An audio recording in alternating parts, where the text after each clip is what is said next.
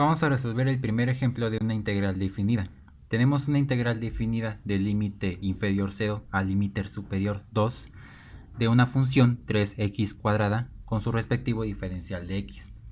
En este caso, para encontrar un resultado definido, pues tenemos que, en este caso, integrar indefinidamente, es decir, sin los límites. Entonces vamos a centrarnos en este momento en integrar 3x cuadrada. En este caso, pues se va a integrar indefinidamente primero. Entonces, por lo que quiere decir que si nosotros vamos a integrar esa función, pues vemos una constante de 3. Entonces, para integrar más fácilmente, vamos a sacar la constante 3 y entonces vamos a tener la integral de x cuadrada diferencial de x. En este caso yo tengo una función potencia con su respectivo diferencial de x. Entonces esto va a ser igual a ¿qué? En este caso vamos a utilizar la regla de integración de una función potencia. Vamos a utilizar el siguiente modelo de una integración de función potencia. Entonces tengo integral de x a la n, en este caso n me representa una potencia con su respectivo diferencial de x. Esto es igual a x a la n más 1 sobre n más 1, es decir, n es exponente o potencia, más una constante de integración, en este caso siempre y cuando sea indefinida, la integral indefinida. Bueno, en este caso debemos de cumplir con un requisito, que esa n debe ser distinta de menos 1, porque si sustituimos ese menos 1 ahí, nos va a caer en una indeterminación. Más que nada, aquí si es menos 1 más 1, eso nos da 0, y cualquier número dividido entre 0 en el denominador, más específicamente en el denominador, pues nos da indeterminación, quiere decir que no existe. Entonces vemos que sí cumple con el requisito de que este es distinto de menos 1. Ahora si integramos esa parte, entonces se va a multiplicar por 3, porque ese 3 en el principio se está multiplicando, solamente para integrar más fácilmente se sacó de la integral esa constante número 3. Entonces esto va a ser igual. Entonces se va a multiplicar por 3 y en este caso pues ya vamos a hacer la integral, ¿no? De x a la 2 más 1, es decir que estoy aplicando el n más 1 sobre n más 1, todo esto dividido entre 2 más 1, ¿sí? Y entonces todo esto va a ser igual.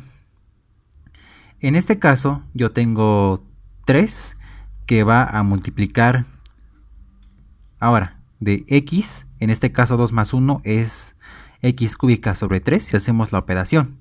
Obviamente se le suma una constante de integración, que eso es lo fundamental, pero para una integral indefinida. Entonces aquí pues se hace la multiplicación entre un entero y una fracción, por lo que este 3 es un entero y tiene denominador 1.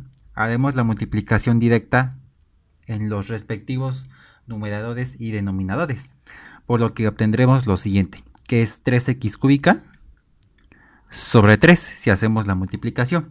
Al final estos 3, tanto el numerador como el denominador, pues se cancelan y solamente nos queda x cúbica, obviamente más constante de integración. Quiere decir que encontramos la antiderivada o el resultado de la integral indefinida. Pero hay que tomar en cuenta que una integral definida, pues en este caso aplicaremos el teorema fundamental del cálculo. En este caso, cuando ya integremos esta parte, cuando apliquemos la integral definida, no se toma en cuenta la constante de integración. Solamente se le suma una constante de integración siempre y cuando sean integrales indefinidas, vaya. Pero nada más tomo como referencia eso. Entonces vamos a ver el teorema fundamental del cálculo. Ese es el siguiente modelo del teorema fundamental del cálculo para integrales definidas. En este caso yo tengo una integral definida, en este caso aquí, de un límite inferior a un límite superior b de una función dada en diferencial de x con f minúscula. Entonces esto va a ser igual al resultado de la integral.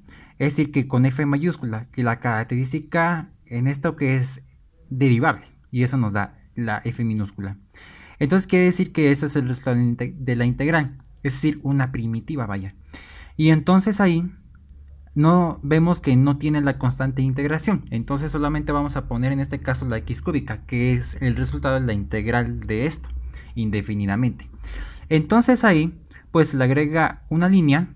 Entonces aquí es el límite inferior y el límite superior. Esto va a ser igual.